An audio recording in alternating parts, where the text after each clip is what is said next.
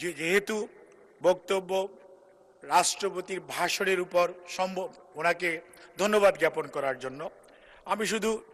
এজন্য ওনাকে ধন্যবাদ জানাতে চাই, যদিও উনি স্বৈরাচারের আমলে নির্বাচিত রাষ্ট্রপতি,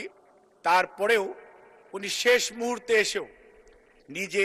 আজকে অনুধাবন করেছেন যে অবস্থার মধ্যে বাংলাদেশ ছিল সেই অবস্থাটি সঠিক ছিল না, এবং উনি ওনার বক্তব্যে প্রতিটি বিষয় উনি অত্যন্ত যথাযথ গুরুত্বের মাধ্যমে তুলে ধরেছেন। সেজন্যই আমি মহামান্য রাষ্ট্রপতিকে ধন্যবাদ জানাই, কারণ মানুষের সংশোধন এবং শিক্ষার প্রসেস ইজ আনলিমিটেড টাইম, এবং আমি যেহেতু ফিজিশিয়ান, আমি মনে করি যে একজন মানুষ